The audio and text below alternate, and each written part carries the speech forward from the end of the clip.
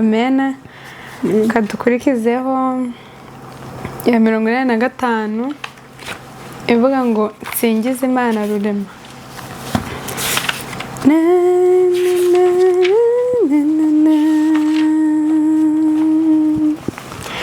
Singiza Imana rurema yaremye imisozi, yadendeje inyanja zose, yahanitse ijuru. Singiza iyahaye izuba kumurika mu munsi, iha ukwezi kubonesha, n'inyenyeri umucyo. Singiza ibambe ry'Umwami wujuje isi imyaka, yaremesheje ijambo rye ibizima byose.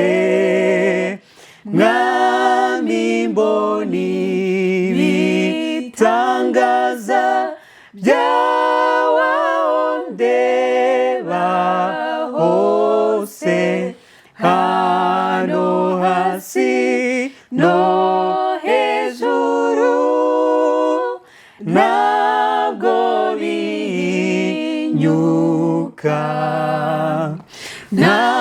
Ntakiriho na gitoya kitakwerekana, imvura n'izuba biba ku itegeko ryawe.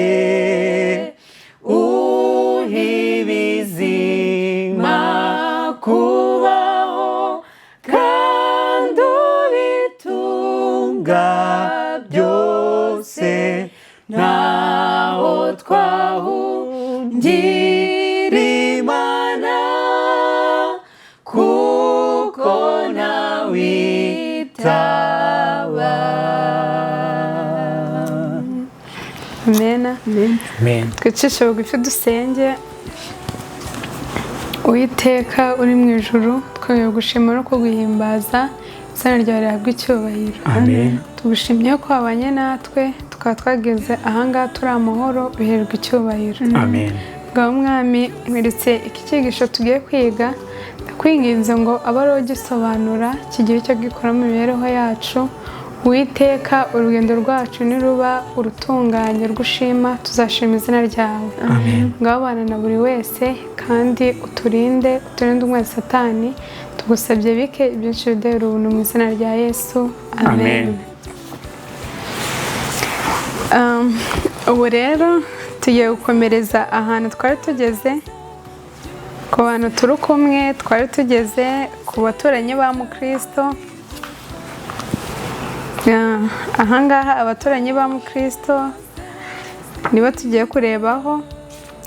Hepfo baravuze ngo abaturanyi b'uwo mugabo basorwa no kureba yiruka, kandi akiruka bamwe baramuseka, abandi baramukangisha, abandi baramuhamagara ngo agaruke. Muri bo harimo 2 bagambiriye kumugarura, bamuhase. Umwe muri bo yitwaga Mudakurwa kw'ijambo, undi yitwa Nyamugirya Nino. Icyo gihe yari amaze kubaha intera, ariko bajya inama yo kumukurikira baragenda. Hashize umwanya muto bamugeraho, arababaza ati, bagenzi banjye muzanywe n'iki? Aha rero mbere y'uko wenda twatanga ubusobanuro, kansome nanga kugira tuze kugendera rimwe. Ahangaha abaturanyi ba Mukristo baramubwira bati, tuzanywe no kukugira inama yo kugarukana natwe. Arabasubiza ati, oya ntibishoboka, mutuye mu mudugudu witwa Rimbukiro aho nanjye navukiye. Mbonye yuko ari kuri kandi hazaza igihe vuba cyangwa kera muzapfirayo, muzikwe mugere hasi y'ikuzimu. Nuko nshuti zanjye mwemere ibyo mvuze tujyane. Aha rero ikintu dusanze ko abaturanyi ba Mukristo bashatse nyine kujya kureba Mukristo ngo bamugarure. Ese ikintu tugiye kureba hamwe, tugiye kureba se twebwe ibingibi basamye hano ubundi ni cyo kintu byadufasha mu buzima bwacu bwa Gikristo. Ese kuba uyu muntu yaritwaga Nyamugirya Nino n'uyu nguyu yitwaga Mudakurwa kw'ijambo, ni cyo kintu batwigisha mu mibereho yacu ya Gikristo. Rero ubu ngubu none ntabwo ndi njyenyine, ndaza gusaba undi muntu adufasha kudusobanurira ubundi Nyamugirya Nino kubera ko iriya zina bari mu isi. Yego, urakoze cyane. Aha mu gitabo cy'Umugenzi, Mukristo agitangira urugendo rwo kuva mu byaha, by'umwihariko mu mudugudu yari atuyemo witwa Rimbukiro, ushushanywa n'ibyaha. Akimara gufata umwanzuro wo kuvayo agatangira urugendo rwa Gikristo. Aha muri iki gice tugezemo kivuga nk'abaturanyi ba Mukristo, muri bo dusanze harimo uwitwa Mudakurwa kw'ijambo ndetse hari n'uwitwa Nyamugirya Nino. Mu by'ukuri aya ni amazina yagiye akoreshwa kugira ngo bagaragaze role cyangwa se kugira ngo bagaragaze by'umwihariko imigenzereze y'aba bantu, kuko Mudakurwa kw'ijambo birumvikana we ntakurwa kw'ijambo. Umwanzuro yafashe niba ari ugukurikira Mukristo ubwo agomba kumukurikira rwose bagakomezanya urugendo. Ariko mu mwanzuro yari yafashe we n'uwitwa Nyamugirya Nino bari bafashe umwanzuro w'uko bagomba kugarura Mukristo, bamubwira ko inzira arimo ari mu buyobe rwose, ko ari inzira y'ubusazi, reka mbyite gutyo, ko ari ibintu bidasobanutse Mukristo yafashemo icyo nakwita umwanzuro, kuko yari yamaze kwitekerezaho kandi Mwuka Wera yari yamaze kumwihishurira. Ariko kuko bo ubwabo batari basobanukiwe icyari muri Mukristo ndetse n'icyari kirimo kumutera kuva mu mudugudu witwa Rimbukiro aho yavukiye, niyo mpamvu batasobanukiwe n'ibyo Mukristo arimo. Hanyuma Mudakurwa kw'ijambo ndetse na Nyamugirya Nino bafata umwanzuro wo kumukurikira kugira ngo bamugarure. Nyamugirya Nino birumvikana nta mazina akomeye kuyavuga, ariko birumvikana ko Nyamugirya Nino we ni wa muntu ufata umwanzuro ariko nabyita mu buryo bworoheje, nawe ubwe atawuhagazeho 100%, ku buryo umuntu ashobora kuza akamubwira ati ibi bintu bireke, kandi ibintu yari yafashe umwanzuro ari ibintu byiza kandi bizima, ariko rwose agahita bivamo ako kanya. Muri make ntago abashikana. Ni Nyamugirya Nino, iyo bigiye nawe nihajya. Yego. Aha birumvikana cyane ko nyine n'ikintu najya ari ikintu gito nakongeraho kuvuga ngo nyine Nyamugirya Nino, ikintu byavuga mu Bukristo bwacu ni uko nyine ushobora kubona abantu bari mu gakiza ukabona nyine imibereho yabo barimo ni myiza, ukumva inzira barimo bamaze kuyisobanukirwa, ukumva nyine ko ari inzira nziza ko nawe wayijyamo. Ariko nyamara haza abandi bantu, tuvuge haje nk'abantu bo mu isi, tuvuge nyine bakurikiza iby'isi, baza waba uri mu ruhande rwabo ukajyana nabo, bya bindi waretse ugakomeza ukabikora kubera ko uri kumwe nabo. Noneho waba uri kumwe n'Abakristo tena none ugashaka nyine kumera nkabo, ndetse n'umuntu uba udafite ahantu ahagaze.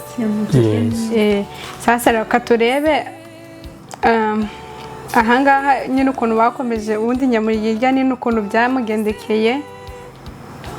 Ahangaha baravuze ngo mudakurwa kw'ijambo aramubaza ati utiki dusige inshuti zacu nibitunezeza byose. Ahangaha Mukristo yaramaze kubasobanurira urugendo rwari rwo, amaze kubabwira ukuntu bimeze. Noneho Nyamugirya nino we yahise afata umwanzuro ako kanya, yumva ko koko ahantu agiye ko ari heza ko agomba kumukurikira. Ariko mudakurwa kw'ijambo we nyine yatangiye kureba iby'isi, aravuga ati gute ukuntu nasiga iby'isi ngasiga inshuti zanjye ngo ndagukurikiye. Ikindi we yumvaga ameze nyine Mukristo ko ameze nk'umusazi.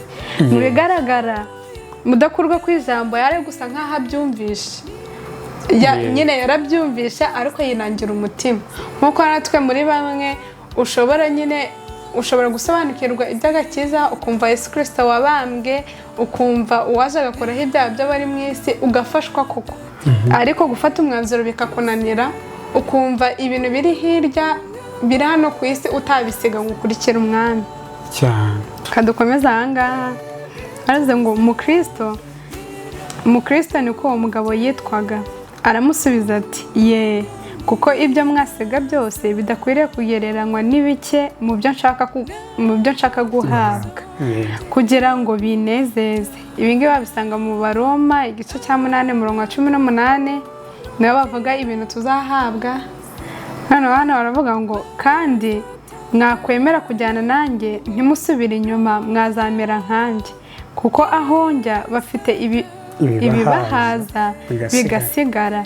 Luka 15:17. Nimuze muhinyuze amagambo yanjye. Ahangaha Mukristo yaje kongera kubasobanurira, yagaragaje nyine n'uburyo ki yabwira mudakurwa kw'ijambo ko ibintu agiye kureba inyuma ni ibintu mbese tubijyanye mu buzima bwacu buno busanzwe, ni ibintu bizashira. Ni ibintu ubundi cya mbere turavuka tukabisanga aha, noneho niyo dupfuye turongera tukabisiga. Rero ibintu Mukristo yari ari kureba ibindi bintu nyine bitazabura by'ahazaza kandi azakomeza afite.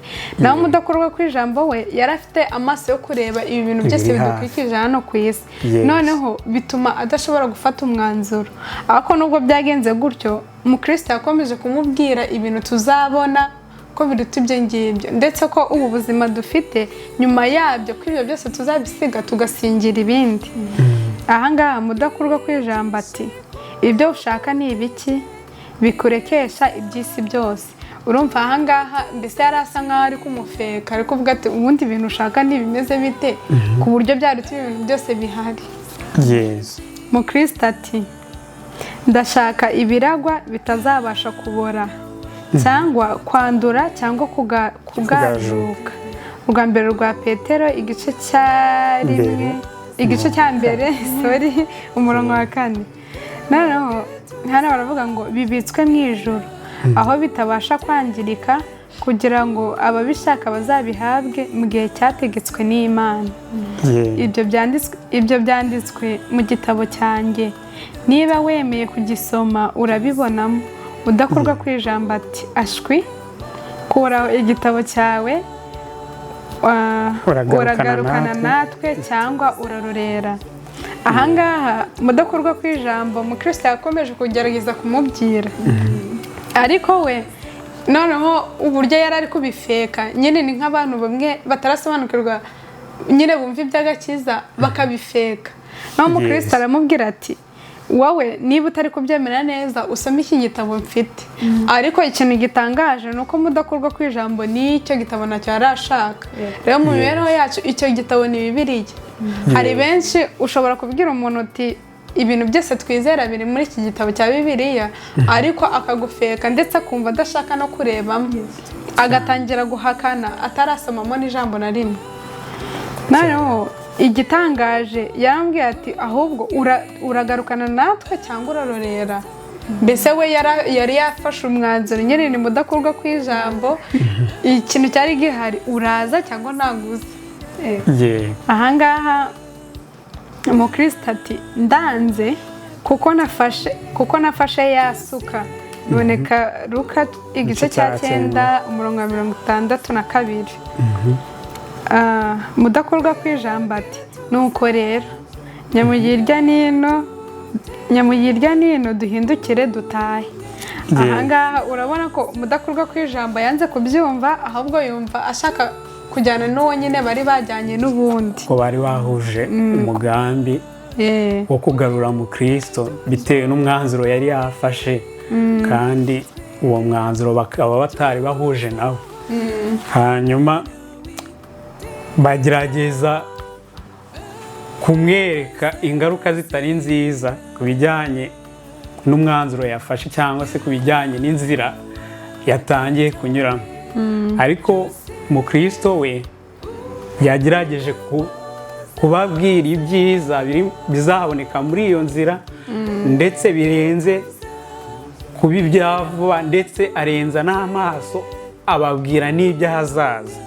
Amaze kubibasobanurira ko we navuga ko yari mu wundi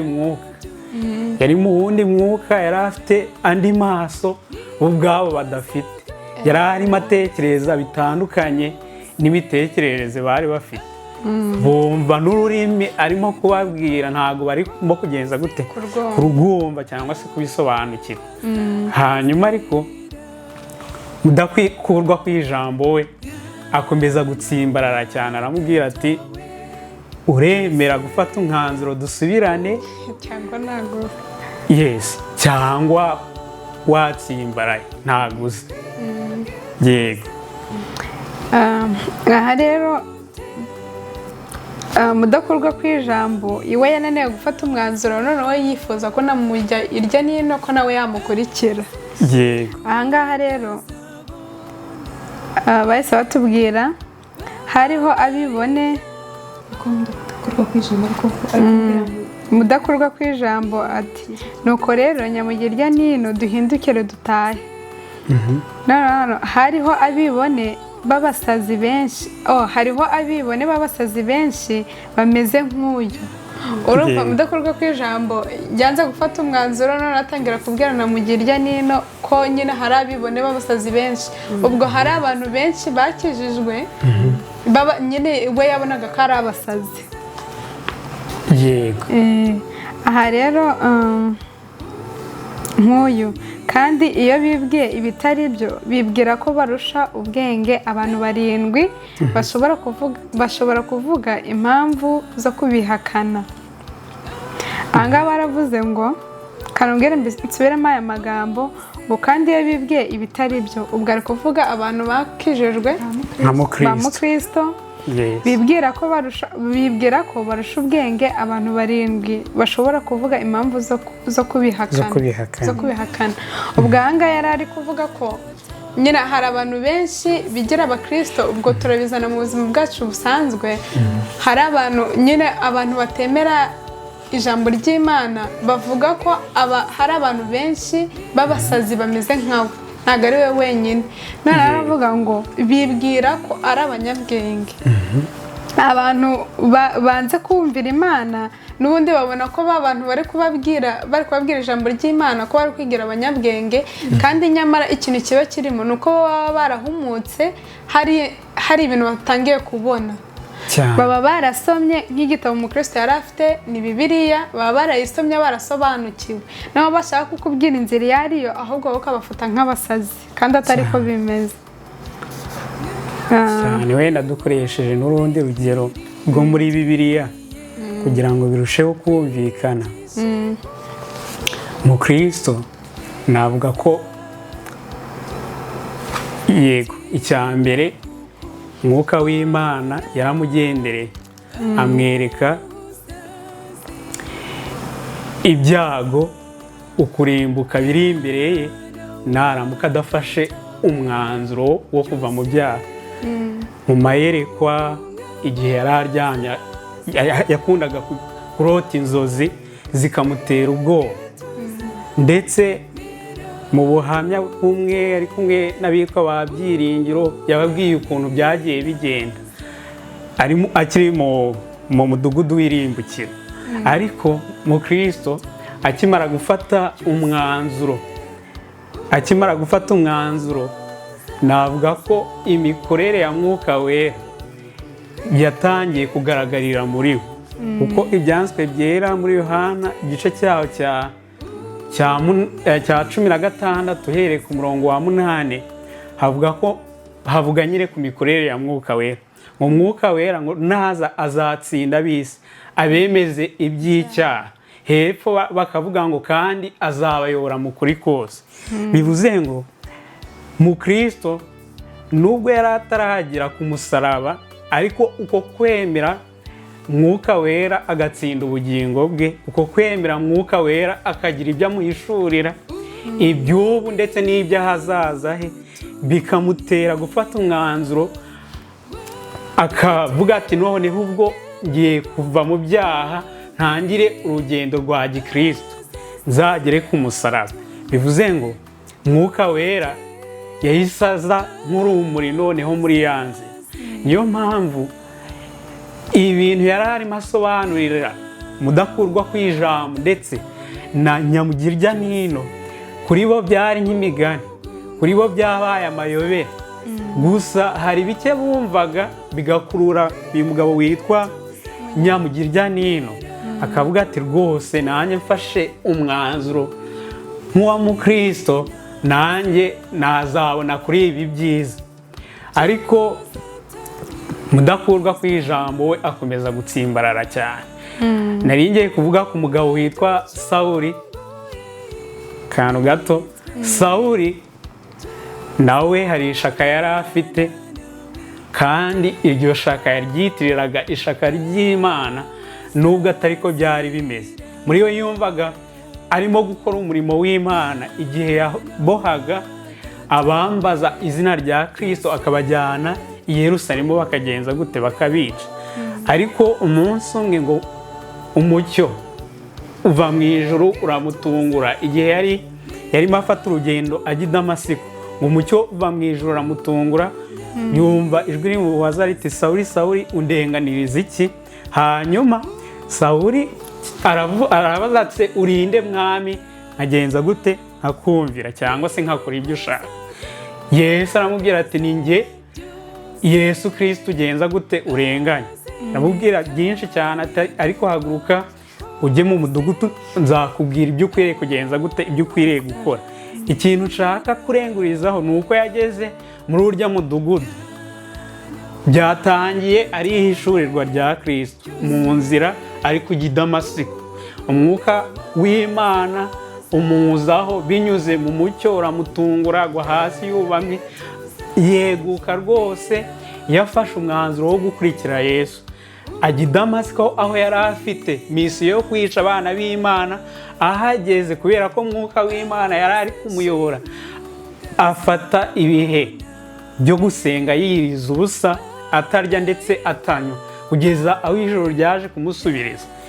Muri kwa kumusubiza, nko ku murongo wa 18 w'ibyakozwe n'intumwa igice cya 9, baravuga ngo nuko Ananiya akimukozaho ibiganza, kuko Ananiya yahawe iyerekwa ry'uko akwiriye kujya gukoza ibiganza kuri Sawuli, agahumuka akuzuzwa Mwuka Wera. Akimukozaho ibiganza, nta magambo nakunze cyane, ngo uwo mwanya ngibisa n'imboneranye bimuva ku maso, agenza gute? Arahumuka. Bivuze ngo Mukristo nawe mu gufata umwanzuro wo gukurikira Kristo yari atangiye guhumuka. Nubwo guhumuka byuzuye yahumukiye ku musaraba, ubwo wa mutwaro wari ku mugongo wamuvagaho, ariko yari atangiye guhumuka rwose, ndetse intekerezo ze zitangiye gutekereza ibindi bintu biri ku rundi rwego, kugeza aho yatangiye no gutekereza ku by'ahazaza. Yabisobanurira abandi barimo mudakurwa kw'ijambo na nyamugirya n'ino, bakumva ni imigani rwose. Murakoze cyane. Kadukomeze. Ahangaha baravuze ngo mudakurwa kw'ijambo, ati nawe ubuze ubwenge. Ahangaha impamvu ngo yamubwiye aya magambo ni uko nyamugirya n'ino yamubwiye, arambwira ngo witukana Mukristo uyu mwiza, niba ibyo avuze ari ukuri aturusha gushaka ibyiza ku bwanjye umutima wanjye unyoshya kujyana nawe. ahangaha nyamuyirya nino nyine yaramaze kumva nk'uko bivuze, yaramaze gusobanukirwa nawe ari gutangira kubyumvaho gato. noneho ahangaha mudakurwa kw'ijambo, ikintu gitangaje ni uko yahise amubwira ati nawe ubuze ubwenge. abona ko nawe nyine ko abaye umusazi. arangije aravuga ngo nyumvira dusubirane iwacu, nyumvira dusubirane iwacu. ninde uzi aho uzajyanwa n'umuntu usaze utyo? subirayo niho uri bube ugize ubwenge. ahangaha mudakurwa kw'ijambo nyine we byamunaniye gufata umwanzuro, yumva ko n'undi we ufashe ko nawe yabuze ubwenge, ahubwo ashaka kuba yamusubiza inyuma. ikindi twavuga ni umurongo umwe wo muri Bibiliya uhita ubyuzuza rwose, uravuga ngo ijambo ry'Imana ku barimbuka ni ubupfu kuri bo. niyo mpamvu Mukristo arimo kubasobanurira, wumvaga ibintu Mukristo arimo kubabwira ari ubupfu, ari ibintu bitari mu bwenge rwose. ndetse mudakurwa kw'ijambo ahita abirindukira nyamugirya nina, aramubwira ati niba nawe wemeye gufata umwanzuro nk'uwa Mukristo, nawe ubwo nta bwenge ufite, uri umusazi nawe. nawe yahise abona ko nta bwenge afite cyane. noneho hano baravuze ngo Mukristo abwira nyamugirya nino ati ahubwo tujyane. nyamugirya nino ibyo navuze biriho, ni ibyiza bindi byinshi kandi byabonwa. nawe niba utabyemeye soma ibyo muri iki gitabo cyanjye, kandi kugira ngo umenye yuko ibirimo ari iby'ukuri byose bihamwa ko ari koko n'amaraso y'uwacyandikishije. nyamugirya nino abwira mudakurwa kw'ijambo ati nuko mudakurwa kw'ijambo singishidikanya, ahubwo ngambiriye kujyana n'uyu mwiza no kujya nsangira nawe ibyo abona. maze abaza Mukristo ati nshuti yanjye nziza, mbese uzi inzira ijyaho heza? ahangaha ikibazo ahubwo misengeramo, ntuza nyamugirya nino iki gitabo yaragisomye? nyamugirya nino ubundi se icyo gitabo ni ikihe? iki gitabo ni Bibiliya. yego, ubu ngubu tubizanye mu buzima bwacu busanzwe ni Bibiliya. yes, ni Bibiliya. mu by'ukuri wenda reka ngire ikintu mvuga, tubizane, twe kumva nyamugirya nino, twe kumva mudakurwa kw'ijambo w'icyo gihe, kugira ngo tubyumve nk'inkuru, ahubwo tuze muri iki gihe cyacu. ese ba nyamugirya nino bajya bagira ibihe byo kwiga iki gitabo cyangwa se byo gusoma Bibiliya? yego rwose birashoboka ko ba nyamugirya nino ari ba bandi bafata ibihe byo kwiga ibyanditswe byera, ari ba bandi bafata ndetse n'ibihe byo gusenga. ahubwo igikomeza kubagira ba nyamugirya nino ni iki? ni uko bya bindi basomye muri cya gitabo batagize umwete wo gushaka kubishyira mu bikorwa. aho niho bipfira, ugasanga mu mwanya umwe arimo kwiga iby'iki gitabo ndetse byamuryoheye pe, akumva arifuza kubona ibyo abana b'Imana bazaragwa, ariko nanone yabona iby'isi ntabwo bikamukurura. mu kanya gato nk'ako guhumbya agatangira kwibagirwa ibyiza, uburyohe yari afite igihe yari arimo yiga ibi byanditswe byera. birumvikana ko ba nyamugirya nino nabo babona umwanya wo kwiga ibyanditswe byera, ahubwo ikibazo ni uko badafata umwanzuro gushikana. ni ukubyiga ariko nyine ntibihinduke ubuzima, kandi tuba tugomba kubyiga noneho bikaduhindukira ubuzima cyane.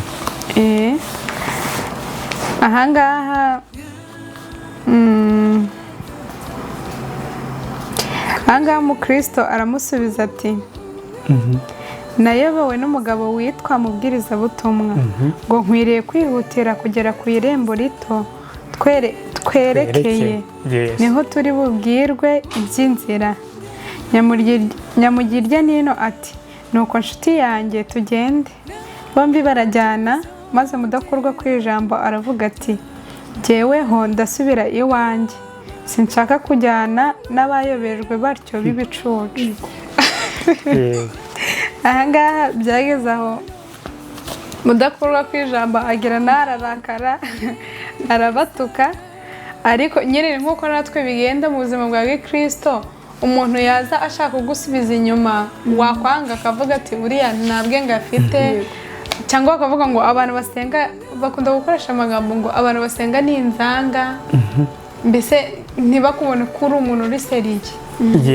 Noneho epfo barakomeje baravuga ngo maze ndota yuko mudakurwa kw'ijambo amaze gutaha. Mukristo na mugirya nino banyuraga mu kibaya baganira, batangira kuganira batya. Mukristo abaza nyamugirya nino ati nshuti yanjye nyamugirya nino, uri umugabo ki? Nishimiye yuko wemeye ko tujyana. Udakurwa kw'ijambo nawe iyaba yarababajwe nkanjye n'imbaraga zitaraboneka nubwo babitera, ntaba yatebutse kudusiga ngo atahe. Nyamugirya nino ati nuko Mukristo kuko dusigaye twiherereye, ongera umbwire ibyaho tujya uko bisa, kandi ibyo dukwiriye gukorera kugira ngo tubitunge. Mukristo ati ndushaho kubyibwira mu mutima kuruta kubivugisha ururimi, ariko kuko ushaka kubimenya ndabigusomera mu gitabo cyanjye. Nyamugirya nino ati uratekereza yuko amagambo yo mu gitabo cyawe ari ay'ukuri rwose? Urumva ahangaha nyamugirya nino yatangiye kugira amatsiko, arangije ndetse ikindi kintu cyaje kuba nuko yagize gushidikanya. Aravuga ati se ibyo bintu wizeye yuko ari ukuri? Noneho Mukristo aramusubiza ati ni ay'ukuri kuko cyandikishijwe n'itabasha kubeshya. Ibi ngibi biboneka muri Tito igice cya 1:2. Rero ndagira ngo dufashe ku kintu twakwigiramo, kuko ahangaha dusanze ko nyamugirya nino yemeye kujyana nawe. Noneho atangira ageze igihe yumva nyiratangira gushidikanya. Ahangaha njye ukuntu ndi kubyumva, sinzi uraza kutubwiraho gato ukuntu ndi kubyumva, ni kwa kundi utangira urugendo warangiza ugatangira kumenyana n'abandi bantu bo mu nzu y'Imana, mukagenda mwigana, noneho nyuma yaho ukagira gushidikanya, ugatangira gushidikanya, tuvuge wenda ugasoma ukavuga ati si ibintu koko nibyo cyangwa ntabwo ari ibyo. Yego nibyo, ariko ikindi kintu twakongeraho, Mukristo hano yari asigaranye na nyamugirya nino, mudakurwa kw'ijambo we kubwo gutsimbarara kwe no gufunga umutwe we byarangiye asubiye mu mudugudu w'irimbukiro. Hanyuma nyamugirya nino ko yari yaryohewe n'amagambo Mukristo yamubwira ibyiza biri muri iyo nzira, ndetse n'ibihembo bazabona hanyuma bageze mu rurembo Siyoni. Aravuga ati ibi byiza ntabwo bigomba kunshika. Hanyuma atangira urugendo we na Mukristo. Muri urwo rugendo nyamugirya nino n'ubundi aramubwira ati noneho turi twembi, ndagira ngo ukomeze umbwire ibyiza by'ahantu turimo kwerekera. Arangije aramubwira ati rwose ibi byiza nta kibazo rwose, ndaza no kubigusomera muri iki gitabo. Hanyuma nyamugirya nino arangije akoresha imvugo irimo gushidikanya, aramubaza ati ariko ubundi ibiri muri icyo gitabo, ibyiza biri muri icyo gitabo ni uko byose ari ukuri? Bivuze ngo muri iki gihe cyacu bijya bibaho kuko wenda reka twumve ibi bintu. Mukristo we yari amaze gusobanukirwa inzira cyangwa se urugendo arimo. Nubwo wenda hari byinshi yagiye ahura nabyo, turaza kubibona cyangwa se tuzanabibona mu isayo gahinda gasaze, ibigeragezo yahuye nabyo, ariko nanone tuzirikane ko ikigeragezo ni uruganda rwo kudutunganya kugira ngo twere, kandi ikigeragezo nanone undi mugambi wacyo ni ukugira ngo kikugaragarize urugero rwo kwizera kwawe. Niyo mpamvu wenda nubwo ngeze mu isayo gahinda gasaze, reka mbivuge, niyo mpamvu bageze mu isayo gahinda gasaze, ikigeragezo kije kugaragaza abantu b'uburyo bubiri. Umwe ufite kwizera kutajegajega, we yarakomeje nyine agambirira mu mutima we kutazasubira mu mudugudu w'irimbukiro, ariko undi yakuruwe na ya magambo. Hari nk'igihe umwigisha runaka abwiriza, yamara kubwiriza, yamara kuvuga ibyiza byo mu ijuru, umunezero, uburyo nta mubabaro, nta kuganya, ibyo akaba ari byo duhangaho amaso gusa. Hari nabyo nyamugirya nino yakomeje guhangaho amaso cyane. Yakomeje guhanga amaso ibyiza byo mu ijuru, ariko ntiyagira nyine amatsiko ndetse n'umwete byo kumenya icyo kuzaragwa ubugingo cyangwa se kuzaragwa ibyo byiza icyo bisaba icyo ari cyo. Kuko mu rugendo yaramubwiye ati ngaho komeza umbwire bya bindi wari uri kumbwira. Byumvikane ko nibyo byamuryoheye rwose, ariko ntabwo yashatse kumenya ngo ese muri uru rugendo ni ibihe bindi bizakenerwa. Kuko Mukristo ari gutangira uru rugendo yarangiwe na mubwirizabutumwa. Amubwira ati wowe genda uboneze aho uriya mucyo urimo guturuka, ndetse no kugira ngo nyamugirya nino yemere kugendana na Mukristo. Twabisomye, twabonye ko Mukristo yabanje kumubwira uwamurangiye iby'iyo nzira.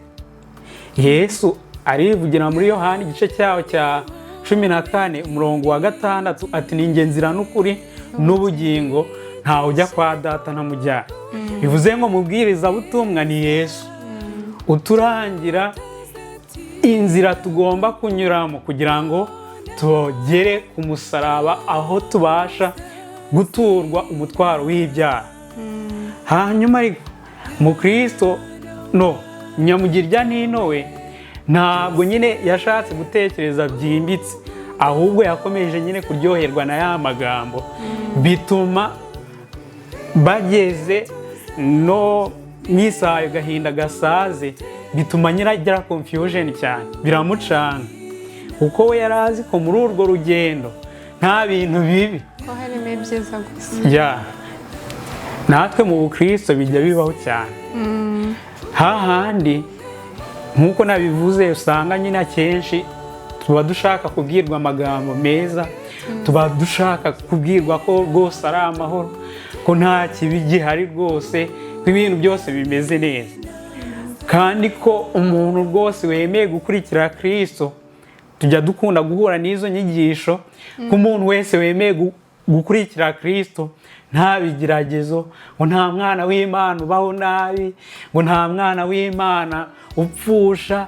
Akenshi izo nyigisho twumva benshi bazigisha, rimwe tugatekereza ko ibigeragezo ari bibereyeho cyangwa se ari iby'abanyabyaha. Abapfusha ni abanyabyaha, abarwara ni abanyabyaha. Navuga ko na nyamugirya nino yari muri uwo mwuka. Nibyo byatumye agera mu isayo gahinda gasaze, aho gusaya akomeza imbere, kuko Mukristo yamubwiye ibyiza gusa, ahubwo asaya asubira inyuma muri rwa rurembo, aho yari muri rya rembo ry'irimbukiro cyangwa se muri wa mudugudu w'irimbukiro.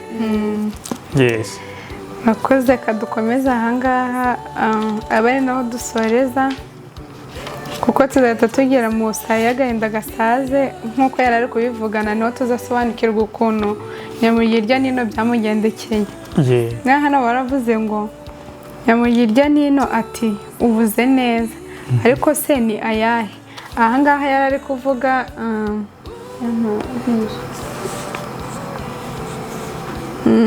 yari kuvuga amagambo yo muri icyo gitabo. Naho nyamugirya nino aramubwira ati ayo magambo ni ayahe? Mukristo ati hariho ubwami butazashira uzabamo n'ubugingo buhoraho, tuzaherwa kugira ngo tuzabe muri ubwo bwami iteka ryose. Ibi ngibi wabisanga muri Zaburi 145 umurongo wa 13, Luka 12 umurongo wa 32, no muri Yohana igice cya 10 umurongo wa 27 kugeza kwa 29. Noneho nyamugirya nino ati uvuze neza ariko se ibindi ni ibiki? Mukristo ati hahirwa amakamba y'ubwiza tuzahabwa n'imyenda izatuma turabagirana nk'izuba ryo mu ijuru. Wabisanga muri urwa kabiri rwa Timoteyo igice cya 4 n'igice cya 8, ukongera ukabisanga mu byahishuwe 22 umurongo wa 5 no muri Matayo 13 umurongo wa 43. Nyamugirya nino ati ibyo ni byiza cyane ariko se ibindi ni ibiki? Urumva ahangaha ikintu yari gushaka bya byiza binini ibyo ari byo. Noneho akumva ni byiza agakomeza gushaka n'ibindi. Mukristo ati nta kurira kuzabayo cyangwa agahinda kuko nyiraho azahanagura amarira yose ku maso yacu. Byahishuwe igice cya 7 umurongo wa 16 kugeza kwa 17 n'igice cya 21 umurongo wa 4.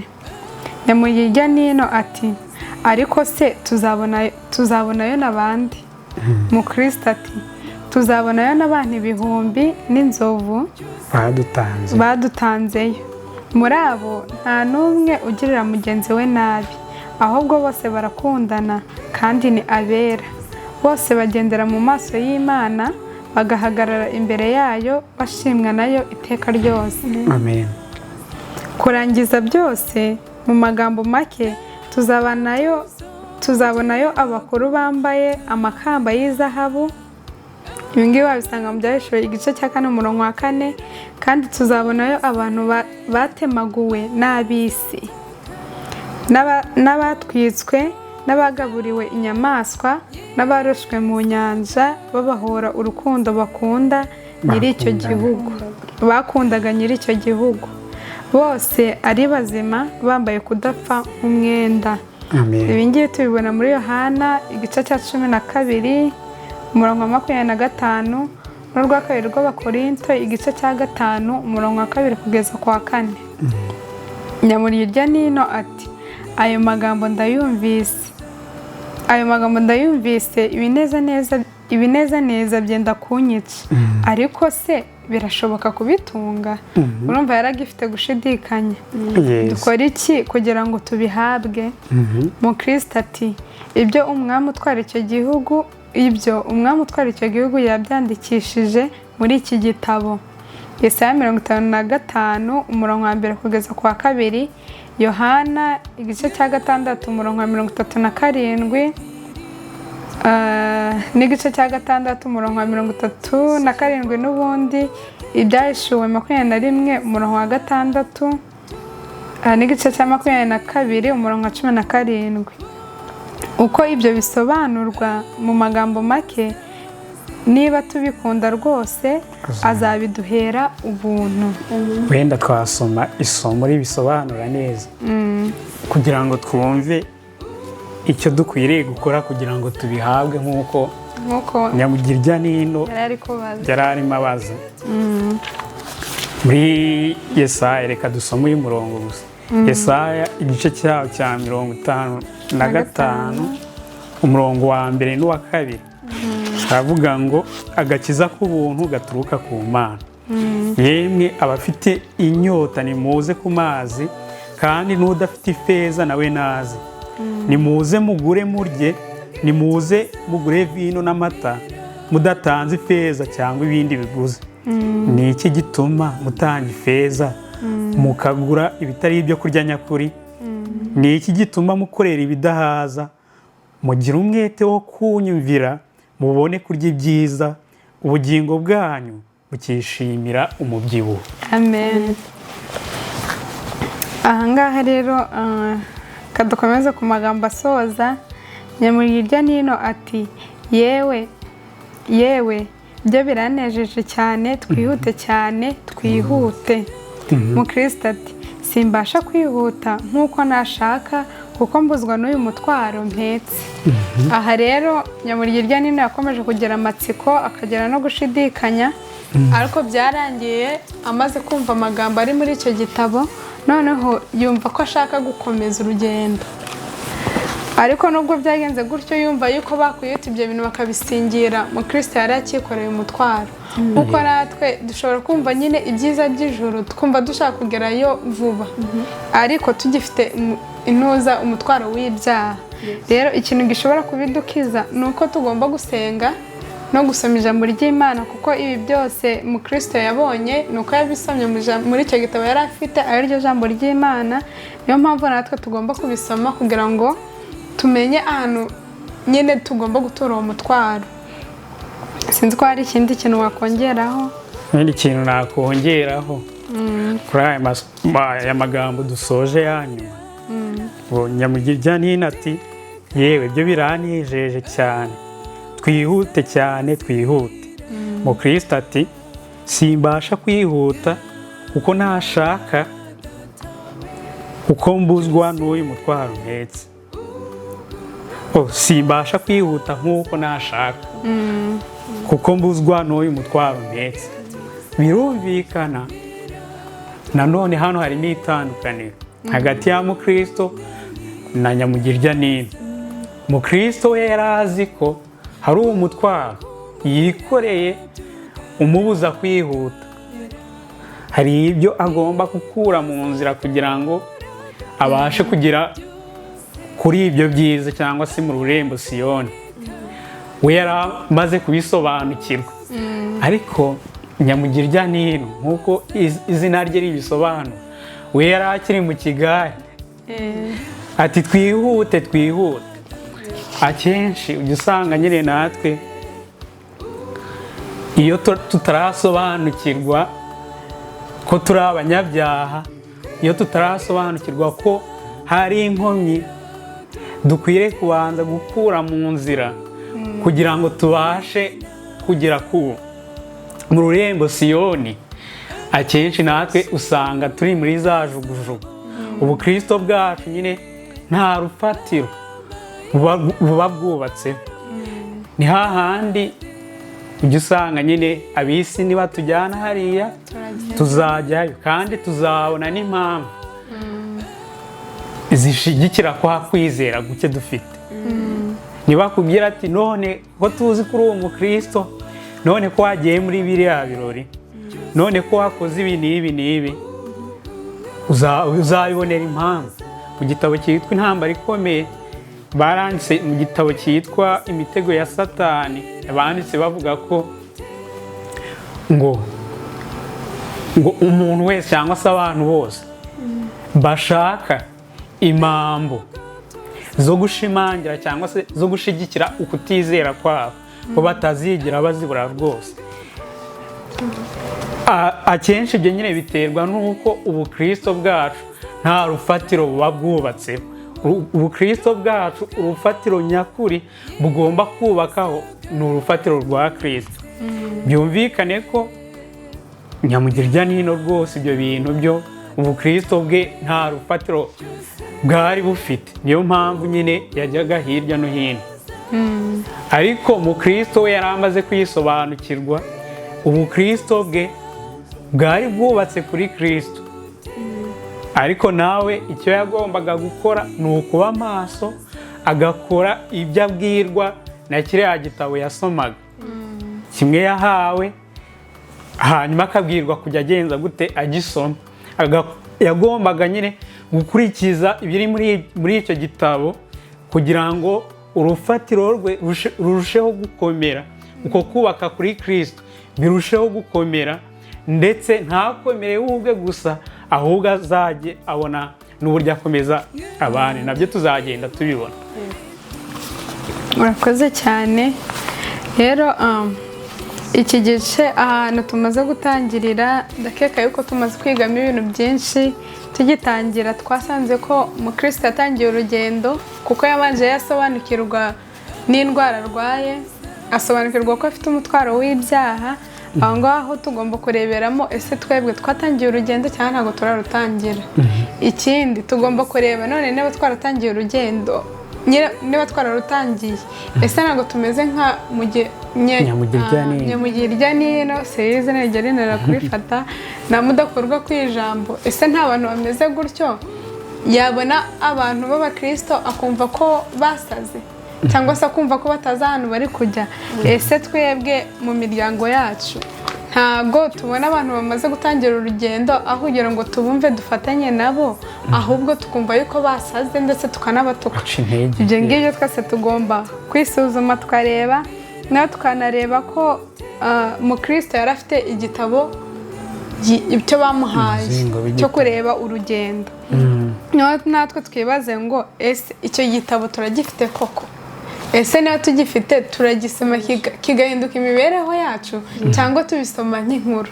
So rero aha hantu tugeze nibyo bintu tugomba kwigiramo, kasaba buri muntu wese kugira ngo twisuzume. Ikindi dusenge tunasoma, kuko nibyo bintu bizatwereka abo turi bo, noneho tukamanza nyine tugasobanukirwa urugendo turimo, kugira ngo tutazasanga turi mu Bukristo ariko nyamara budafashe. Rero Imana izabidushoboze kandi twongerera imbaraga. Amen. Mbere yuko dusoza rero katuririmba indirimbo imwe, niturangiza dusenge, kandi Imana izakomeze bane namwe ndetse ikomeze kubahishurira urugendo turimo. Amen. Turirimbe indirimbo ya kangahe? Byiza amahirwe 191. 191 niyo tugiye kuririmba. Ubwo tureta dusaba Leta dusengere.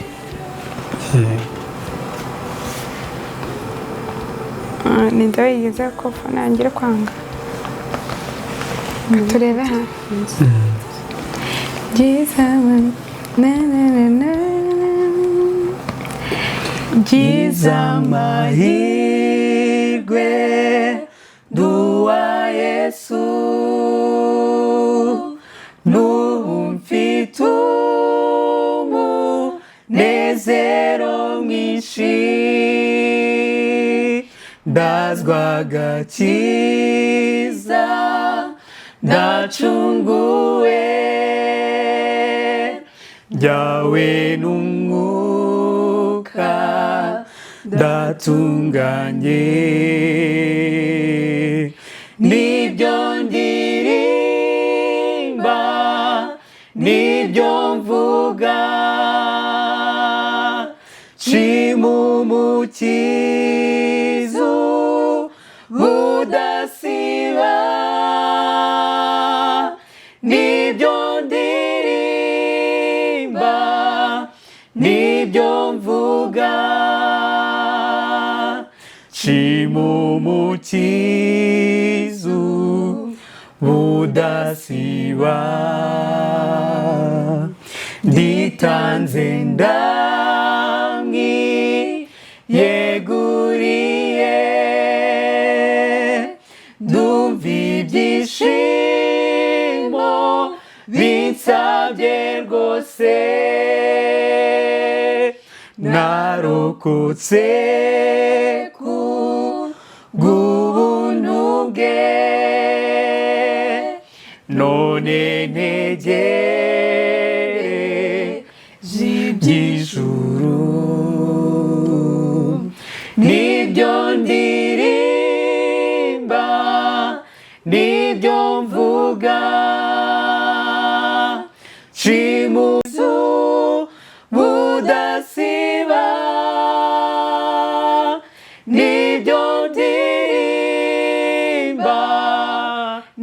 nibyo mvuga nshima umukiza budasiba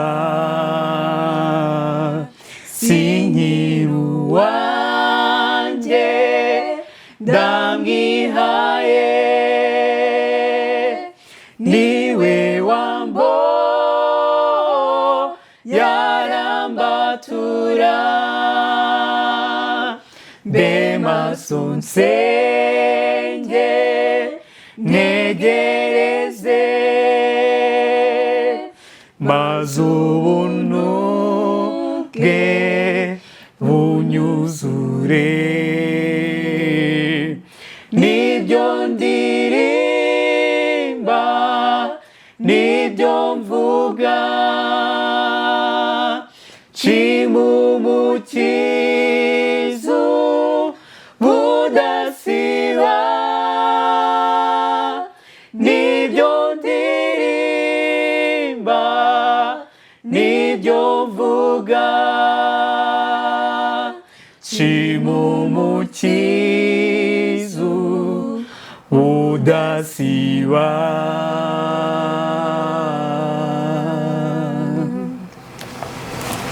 Reka duce bugufi dusenge. Data udukunda, twongeye kugushima, twongeye kuguhimbaza, ubiherwe icyubahiro. Tugushimiye gukomera kwawe, kwakomeje kubana natwe, tukaba tugeze muri uyu mwanya tugihumeka, ubishimirwe. Tugushimiye ijambo tumaze kwiga. Data turakwinginze kugira ngo ribashe kuduhishurira ubuzima bw'imibereho yacu y'iby'umwuka, tubashe gusobanukirwa uruhande duhagazemo. Data mwuka wera amanukira imitima yacu, aduhishurire ubunyacyaha bwacu. Data turakwinginze kugira ngo utubabarire ubukristo bwo mu kirere bwo kudafata umwanzuro ushikamye, uturinde kuba banyamugirya nino, uturinde kuba bamudakurwa ku ijambo, ahubwo ubwo ibyanditswe byera bizajya bibumburwa bikaduhishurira imiterere yacu, bikaduhishurira ubunyacyaha bwacu. Turakwinginze kugira ngo ujye uduha gufata umwanzuro, twihane bigishoboka, kugira ngo urya munsi niwerekanwa tuzishimire kugusanganira.